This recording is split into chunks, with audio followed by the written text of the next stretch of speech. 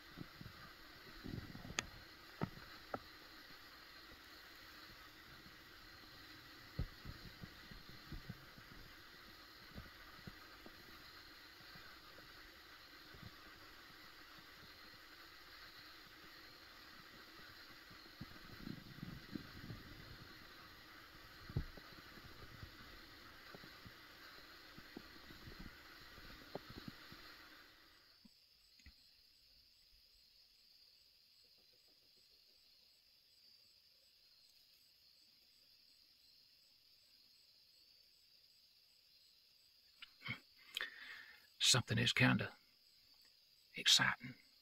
Yesterday evening, I seen a bunch of wood ducks, probably about 12 or 15 of them. They was playing up and down the creek out here. And they was getting out of the water, walking up on a sandbar, playing around. They was scratching and playing around in the fall leaves that's laying down there on that sandbar.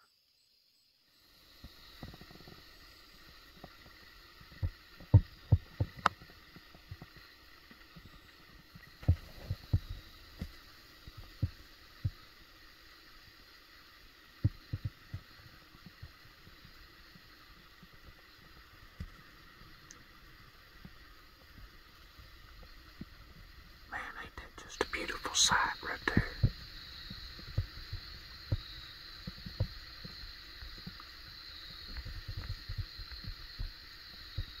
Them great wood ducks. That's about pretty as it gets.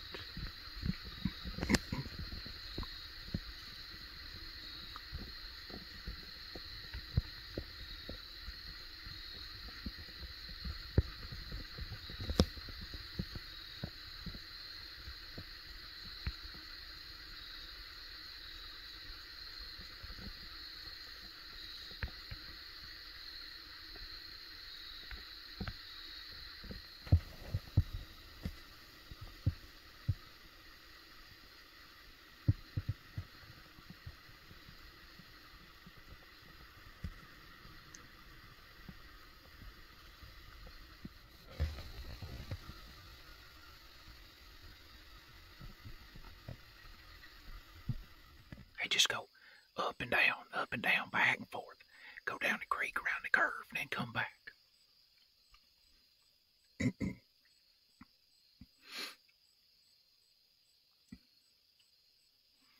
I hadn't seen no deer yet. I hadn't been here long. As I understand, according to a friend of mine, the biggest part of the deer in this area of the country right in here is not moving due to what he sees on his cell cameras until around 4:30 in the evening. I had a doe to come by me at 4:30, or just a couple of minutes after 4:30. I think it was 4:32 yesterday evening. She come right by me about 30 yards right here and kept going, like headed on up the northern direction. But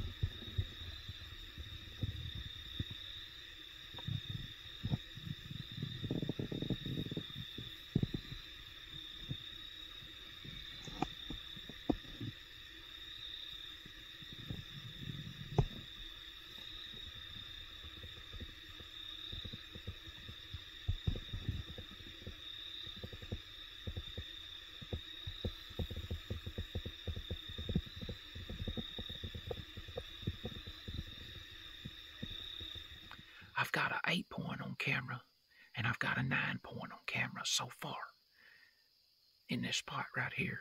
And wherever that 9-point is, he's got a crook on the tip top of his G2, and looks like he's a nice deer, best I can tell. But I've got on my mind that I'm probably gonna let the 8-point walk if he happened to come by. The one that I've been seeing, he's a pretty deer, got a pretty rack, but he's a young deer. If he makes it till next year, he'll really be something. He'll be a nice deer. But that 9-point I got on camera, I'd shoot him right now, and I wouldn't think second about it.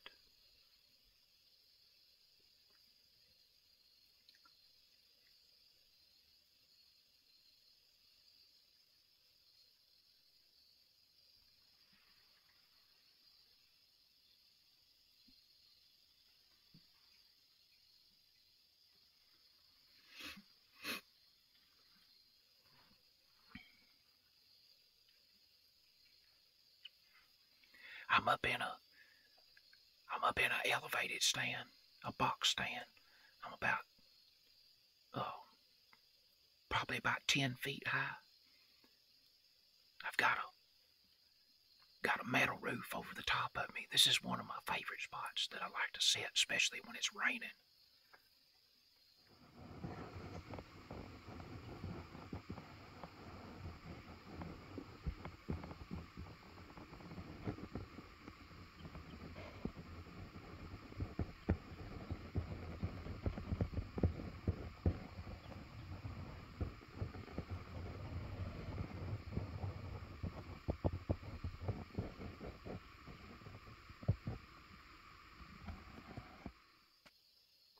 And another reason that I like to sit in this spot is there's a field cornered with a timber bottom right here, and the creek over here on one side of it, and it's kind of like a place that necks down right here.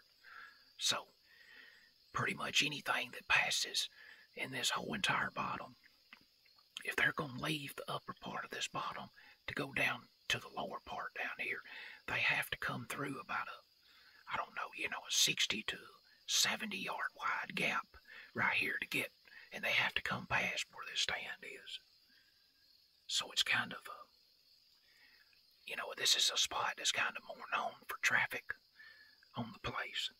When it comes to the deer, predators, turkeys, pretty much everything.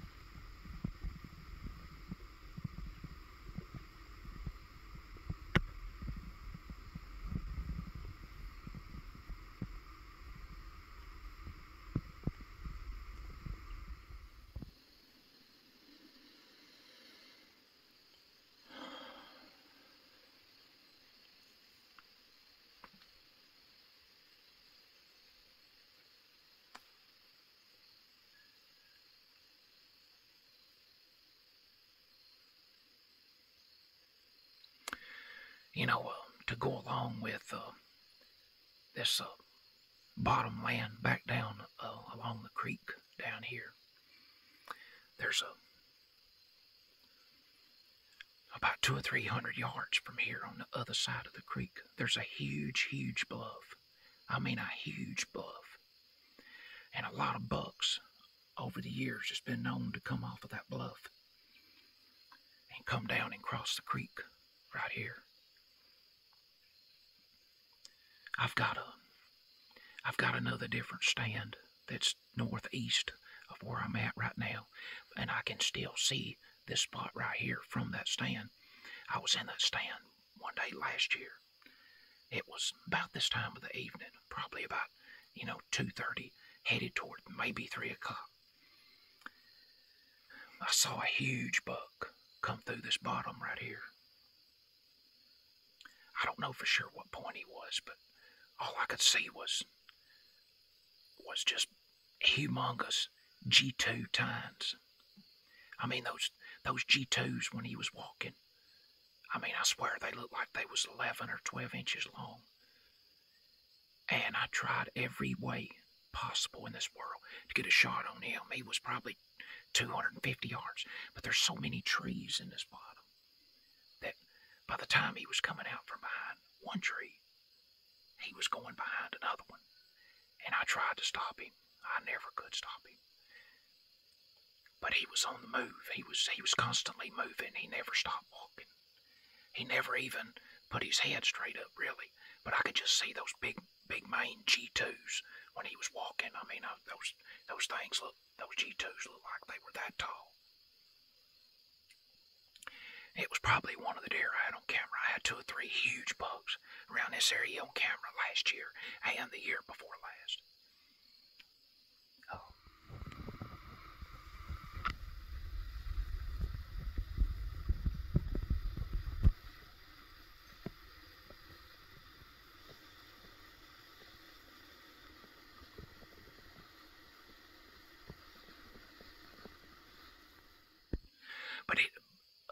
But also here, I'd like to congratulate Steve Robertson for nailing the nice big 8-point he did on the Mosses Creek Hunting Club yesterday. He said it was, I think he said it was 5:13 yesterday evening. He shot that deer just barely right before dark. And another friend of mine, Jimmy Hurley, he also shot one a couple of days ago. So I guess you'd call him like a mainframe 8, but he had another little crab claw thing up on the tip of his main beam that made him a 9-point, and then he had 2 more stickers. He had like a sticker off of each one of his brow tines, which each one of his brow tines was kind of forked a little bit to say. So made him a 11-point. But he was proud of that deer also.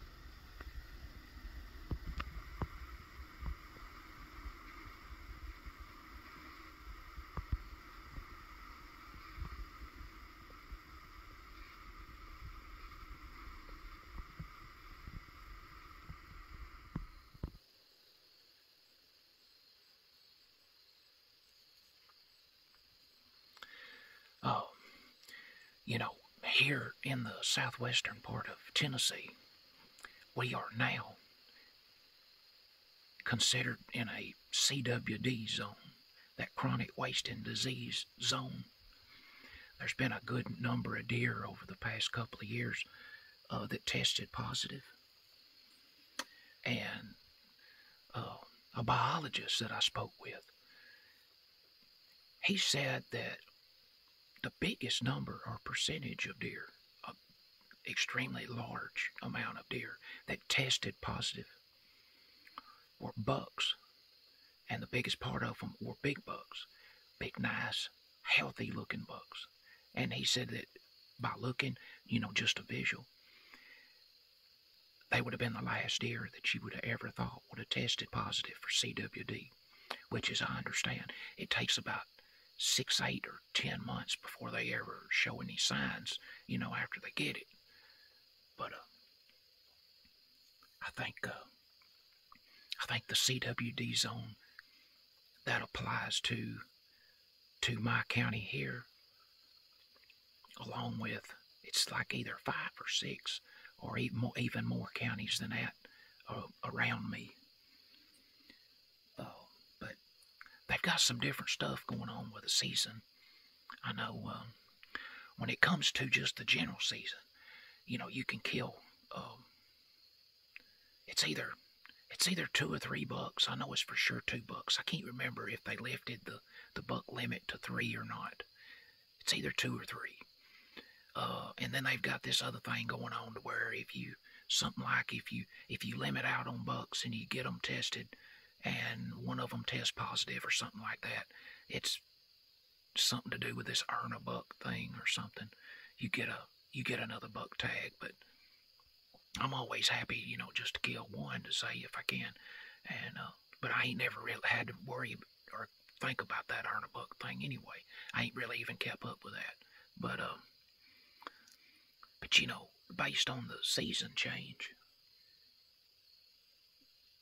there's really not no use of any of us hunters here in this part of the state owning any muzzleloader rifles anymore, because they started opening our main rifle season at the point in time when muzzleloader always opened. Which muzzleloader, still opens, the first part of November, throughout the rest of the state other than here. But we get to rifle hunt a lot earlier than we used to, because we're in this CWD zone.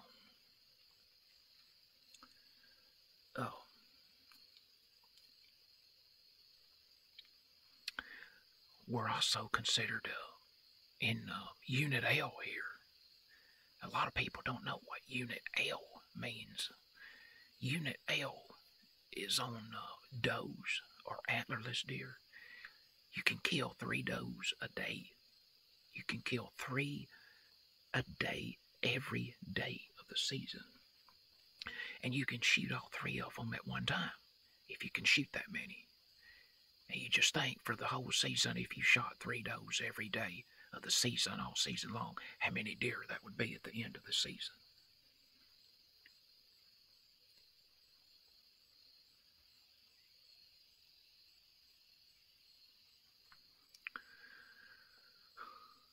Well, I'm gonna keep sitting here. I just thought I would bring you a few little moments here, actually from the stand this evening. So, appreciate you hanging around and tuning in.